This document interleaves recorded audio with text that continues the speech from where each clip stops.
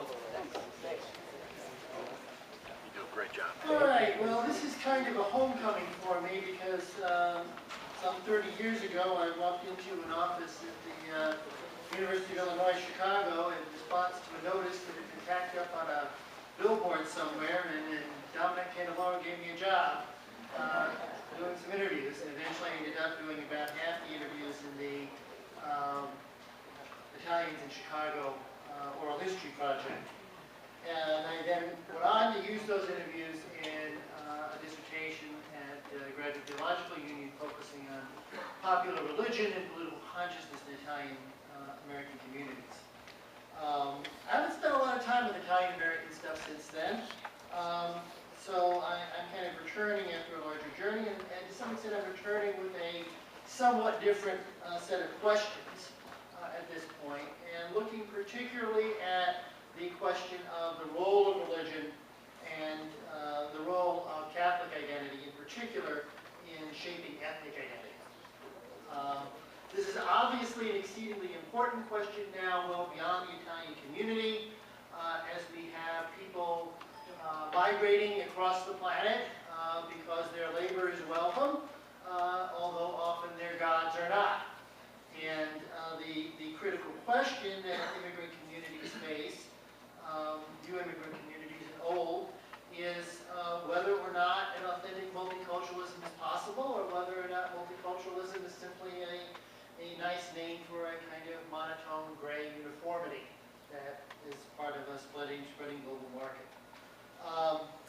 Italians in Chicago present a really interesting background against which to ask these questions. And here I'm going to draw on the interviews I did. I'm also going to, frankly, literally draw on my own personal history, my own ambiguous identity, because I think it at least raises questions, which is what I'm trying to do at this point. First of all, the Italian identity that the immigrants brought was profoundly ambiguous. My grandfather came from Trapani in Sicily. He carried a Garibaldi catechism that was modeled on the Baltimore Catechism. How many persons does Garibaldi have? 3. Father of the nation, the son of the people, and the spirit of liberty. And it was obviously a little propaganda piece that was designed to produce Italian identity among the conquered people of Sicily. But he didn't consider himself Italian. He didn't really consider himself Sicilian. He considered himself Trapanese. The immigrants also had a very ambiguous relationship with the Catholic Church. Popular religion, especially Marian devotion and devotion to local saints, was very strong. But there was also a very strong tradition of militant anti-clericalism. My grandfather used to say that priests were womanizers who stole people's money, except for the friars. They were on the side of the court, but not the friars. To be a mendicant friar. Okay, that made you okay. But there were all of these there's a whole spectrum, as we know, of mutual benefit societies, and many of them had religious identities rooted in saints, local saint traditions. But some of them also had paramasonic identities, and there were all these publications where Italian men, in particular, it was mostly men who were heavily engaged in clerical stuff, wrote articles under pseudonyms like Lucifero. So this was not sort of an indifferentist anti-clericalism or a concern for the role of the church in the Italian national question. This was a really militant kind of clericalism. And then there were a whole other group, and a group that I found reasonably well represented in the people I interviewed, who stood in between and who had kind of developed this cult of the Gesù Socialista, kind of combining modern ideas of socialism with old traditions, particularly Sicilian traditions. One of my favorites is when Joseph took the young Messiah out to teach him about stealing. Stealing from poor people was wrong. You should always steal from the rich.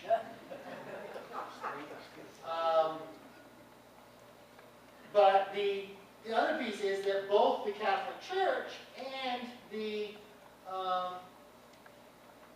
left, with which the anti-clericals tended to identify, had a very ambiguous attitude towards immigrants from what had become Italy.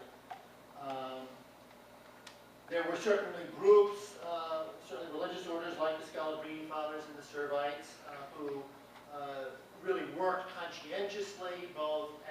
developing the trust, cultivating the trust of immigrant communities where they knew the trust was in need of cultivation and for reason, and did an extraordinary job of that.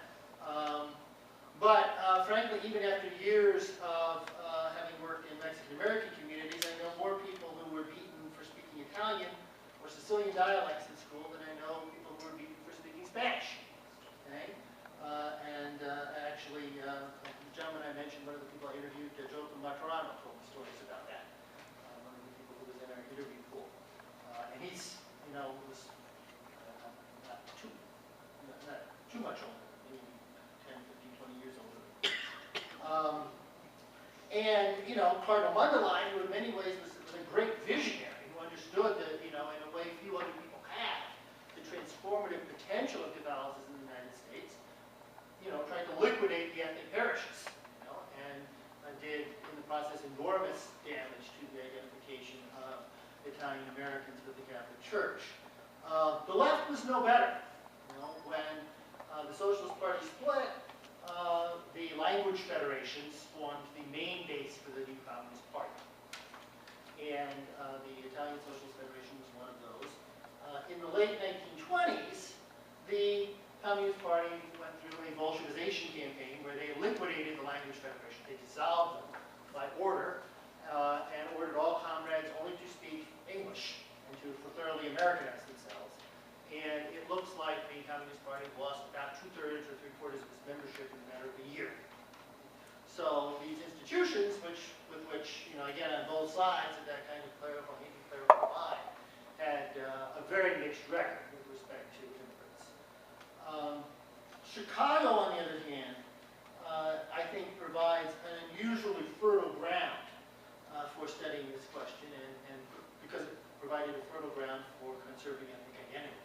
We heard lots of, kind of bad things about machine politics, and of course, there's the bad side. I had more than a few guns drawn on me in my youth by some precinct captains who didn't like what I was doing. But Chicago did raise this system to a high art and really made membership in a particular ethnic community a almost de jure part of one's social identity. They conferred certain rights and responsibilities. And even though the city itself, the larger landscape of the city, grew up around factories and banks, the diverse immigrant communities here created their own sacred and commercial and residential spaces, and created what I call a Tocquevillean space, in which there were kind of covert centers or occult centers that were the real centers of meaning, and really the sacred centers of space for people. And that remains central to the way the city is laid out.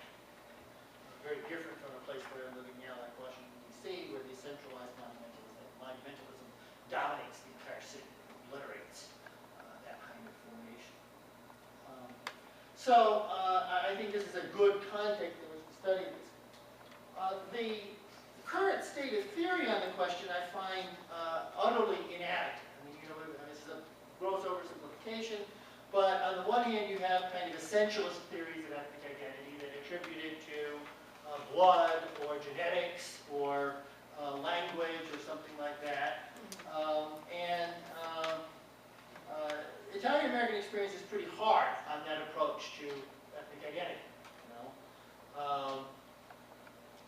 I actually went through the genome thing myself, and my father's side is Sicilian, my mother's side is German, English, Irish, but the first round they showed up 72% British DNA. They later revised that down to about 10%, but what they were picking up was the Norman presence in Sicily. Our ancestors didn't speak the same language. I'm guessing that my grandfather, who spoke a Trapanese dialect that had a very significant Arabic influence, probably would not have understood Dominic's ancestors very well. Didn't eat the same food. Okay? We didn't eat pasta, we ate couscous. Okay? My grandfather followed dietary laws that made the laws of kosher and halal look legal. One never, ever, not only did you not refrain from putting a kid in his mother's milk, you did not mix dairy or you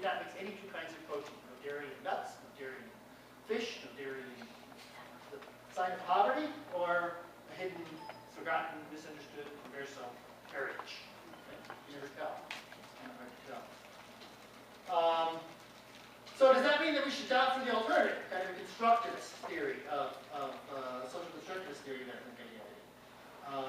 And there's certainly something to that. I mean, as I went through the, what in the original design was supposed to be a 3-generational project back in 1980, it was clear that Italian-American identity was actually strongest in the 2nd generation.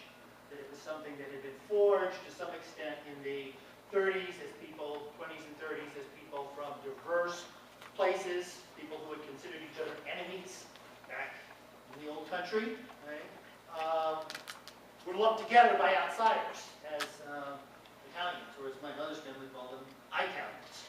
And we went to, shortly after I was married, we went and visited them down in Coburg, Virginia, and they said to my mother, Nancy, we decided to finally forgive you for marrying an Italian. At least you didn't marry a Polak. They turned to my wife and said, honey, what are you? She says, I'm a Polak. But that'll forge an identity, okay? And that's the constructed reality that is marked by difference. I mean, kind of in the whole homo sense. But that doesn't really work either, because, again, some personal reflections here, I think, make the point very, very graphically. I mean, I grew up until I was 13. We're not Chicago Italians. I grew up until I was 13 on Long Island and then came to Chicago.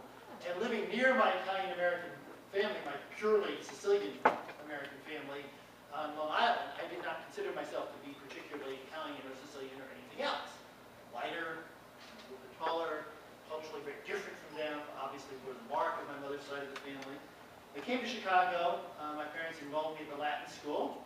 I was one of only 2 Italian-American students in my class, and I discovered very quickly that, this is how everybody else, in fact, almost everybody else was either part of the old line Scotch-Irish elite, or they were part of the North Side Jewish community. There were only the 2 of us. That was intensified when I went to the University of Chicago. I started taking classes at the Divinity School, and became part of a small group of Catholic students who were intensely aware of ethnic issues. They call that the Baptist Divinity School, where Catholics teach Jews to be atheists. So I was reading Novak and Cunningham. And then I went to Yale Divinity School for a couple of years, and I said, oh my God, because there you're in a top-down situation, and to be an Italian-American student at Yale is to be, is to be in the no man's land, because I mean it's a real intense thing. On the other hand, I went through a good deal of my youth with people assuming that I was not a Wasp, not an Italian, but a Jew, because after all, I was smart and bookish. For most of my youth, I had a beard. When I took my first class at the Divinity School, Gene Kellogg, not dead now, but a professor from Rosary College, visiting there, someone who is instrumental in helping me transcend my own village atheism, was convinced all the while, my last name notwithstanding, that she was introducing a young Jewish boy to the Catholic tradition. When I was hired later as director of the Justice and Peace Commission for the Catholic Diocese of Dallas by a bishop who was in the early stages of mental decline, in the absence of the Vicar General who actually ran the diocese, the guy comes back, he calls me in, he says, okay, well, we've got to talk, I mean, I'm really open to having a Jew represent the diocese in this capacity, but, we got to have some ground rules. He's a very interfaith guy, he's really open, he wanted to have some ground rules. It actually often has taken a Jew to recognize my Sicilian heritage. For a while, I ran a small journal, and we picked up all these articles from, this was in the early 90s now, and picked up all these articles from the former Soviet bloc. We got this one written in Cyrillic alphabet. I couldn't figure out which language it was. It turned out it meant a whole church still on it. But I couldn't get anyone to actually translate it for me until I saw this thing out there on Chewy Avenue called Razi Press. Translations from any language into any other language. So I grabbed the thing and I said, well, let's try this. Nobody down at the University of Chicago could give me any help. So I walked in, I knocked on the door, and this old man comes out and he starts screaming at me. What kind of Jew are you? Bringing here trying to do business on the Feast of Shavuot? You should be ashamed of yourself. And all of a sudden he stops and says, oh, you're not a Jew, you're a Sicilian. Turned out he'd been involved in relocating Jews from southern Italy, both historic Jews and people from the Italian communities in southern Italy, not mostly Sicily, but southern Italy, who had converted to Judaism, or Ruth actually converted to Judaism after the war. And he was relocating them to Israel. And so he could tell the difference. Although he didn't want to translate the manuscript for $900 a page because he said it was some kind of weird neo-communist tract by a friend of Milosevic's. I never did find out what it said. So where do we stand? I mean, what do we do with this? And what I would like to do is to find an approach which acknowledges that there is something real about ethnic identity while avoiding the certainly the very dangerous blood and soil and genome essentialisms. And at the same time, acknowledges the elements of fluidity and the changing character of ethnic identity. And so, I hope in the next, in the coming years, I've already started submitting grant applications for it, that I'll be able to keep a promise that I made to the people that I interviewed with, to the seamstresses and hot carriers, the ditch diggers, what is the flood control expert, the tailors and the printers and teachers and organizers who I interviewed 30 years ago, to return here and do a follow-up study and look at what has happened to the Italian-American identity in Chicago using a protocol which, well, will probably need to be adjusted a little bit, is close enough to the original protocol, which was very broad and very open, to allow a real longitudinal element. Going into that study, I bring the hypothesis that an ethnic identity, peoplehood, is really sort of a subset of what I call civilizational identity. It's a distinctive way of thinking. And it's not, it's not rooted in the genes or the blood or the soil. It's not unchangeable. But it's not merely a kind of loose social construct that, is utterly obliterated by, short-term, middle-term social structural changes. And to use those kind of in-depth interviews to really take seriously what Gramsci taught us, that every human being is a philosopher. A lot of those people I interviewed who didn't have a day's formal education were better philosophers than frankly most of my colleagues. To try to identify whether or not there continues to be a distinctively Italian-American way of being human, distinctively Italian-American way of being Italian, distinctively Italian-American way of being American, distinctively Italian-American way of being Catholic. So hopefully in a few years I will be able to come back